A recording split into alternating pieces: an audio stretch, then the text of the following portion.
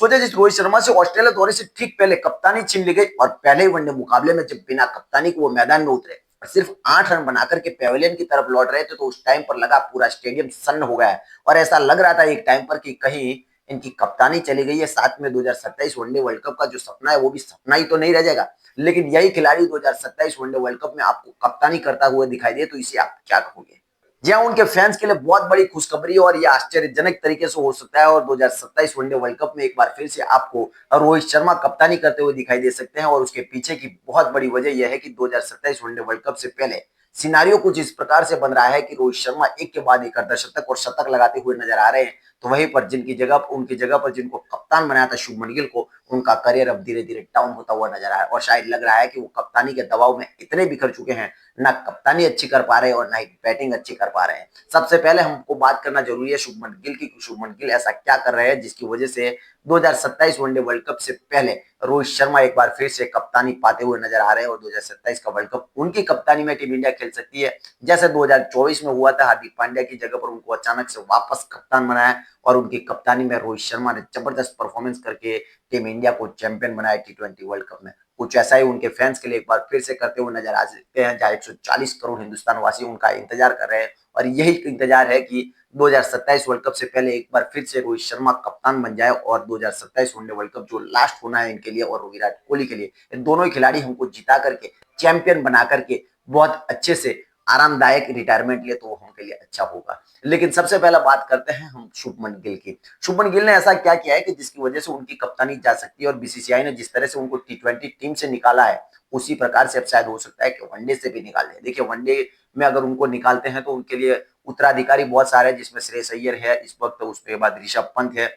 और साथ में आपकी केएल राहुल भी है। लेकिन इन सभी खिलाड़ियों से आगे इस वक्त रोहित शर्मा इसलिए दिखा दे रहे क्योंकि टीम इंडिया इस वक्त बिखरी बिखरी हुई नजर आ रही है। चाहे वनडे हो या T20 हो या टेस्ट हो, क्योंकि कप्तान आपका मिल नहीं पा रहा है और कप्तान की जो फॉर्म है वो चिंता का विषय बना हुआ है। तीनों ही फॉर्मेट के ये बेस्ट प्लेयर माने जा रहे हैं लेकिन ये तीनों ही फॉर्मेट में अच्छा खेल नहीं पा रहे और उसकी वजह से टीम इंडिया में इस वक्त टेंशन की कड़ी है। सबसे पहले बात करते हैं कि इनको कप्तान बनाया वनडे का ऑस्ट्रेलिया सीरीज में और ऑस्ट्रेलिया सीरीज में पहले ही वनडे सीरीज में टीम इंडिया का हाल बहुत खराब रहा और इनकी बैटिंग भी बहुत खराब रही, उसकी वजह से 2-1 से सीरीज हारे। उसके बाद ये टेस्ट सीरीज साउथ अफ्रीका के सामने है जहां पर इनका परफॉर्मेंस अच्छा नहीं रहा क्योंकि पहले ही मुकाबले में दूसरे दिन ये चोटिल हो गए और पूरी सीरीज से बाहर हो गए। लगा के वनडे सीरीज में वापसी करेंगे लेकिन वापसी नहीं कर पाए और उनकी जगह पर केएल राहुल को कप्तान बनाया, ऋषभ पंत को उप कप्तान बनाया और वहां पर भी वो लौट नहीं पाए। फिर अचानक से उनकी T20 सीरीज में वापसी होती है और T20 सीरीज से इनका करियर जो होता है वो टलान की ओर चला जाता है। जहां पर इनको एशिया कप 2025 में आपने देखा होगा कि उनको उप कप्तान बनाया, ऋषभ पंत को हटाया, संजू सैमसन को हटाया और साथ में अक्षर पटेल की जगह पर इनको उप कप्तान जब बनाया तो लगा कि 2026 T20 वर्ल्ड कप के बाद इनको कप्तान बनाने की पूरी तैयारी हो चुकी है गौतम गंभीर के द्वारा। लेकिन पूरी एशिया कप की 7 मैच में एक भी अर्धशतक नहीं आया। उसके बाद ऑस्ट्रेलिया की 5 मैचों की सीरीज हुई, उसमें भी अर्धशतक नहीं आया और साउथ अफ्रीका के सामने 5 मैच हुए लेकिन उनमें भी वो कुछ नहीं कर पाया और इस तरीके से 15 मुकाबले हो गए जहां पर ये खिलाड़ी कुछ भी नहीं कर पाया और 15 मुकाबलों में एक भी अर्धशतक इनका जब नहीं आया तो लगा कि आने वाले टाइम में क्या T20 वर्ल्ड कप में इनका चयन होगा भी नहीं और हुआ भी कुछ ऐसा ही। T20 वर्ल्ड कप की टीम आई, बीसीसीआई ने बहुत बड़ा डिसीजन लिया और कड़ा डिसीजन लेते हुए इस उप कप्तान को टीम इंडिया से बाहर कर दिया और अक्षर पटेल को नया उप कप्तान वापस बना दिया। तो संजू सैमसन की एंट्री हुई और ईशान किशन की एंट्री हुई और इसी से लगने लगा है कि क्या 2027 वनडे वर्ल्ड कप से पहले एक बार फिर से आपको जिस तरह से शुभमन गिल वनडे से बाहर हुए हैं, जिस तरह से वनडे में खराब परफॉर्मेंस रहा ऑस्ट्रेलिया सीरीज में और T20 सीरीज से वो बाहर हुए और T20 वर्ल्ड कप से बाहर हुए, कुछ इसी प्रकार से क्या आने वाले टाइम में वनडे की कप्तानी एक बार फिर से इनसे ली जा सकती है।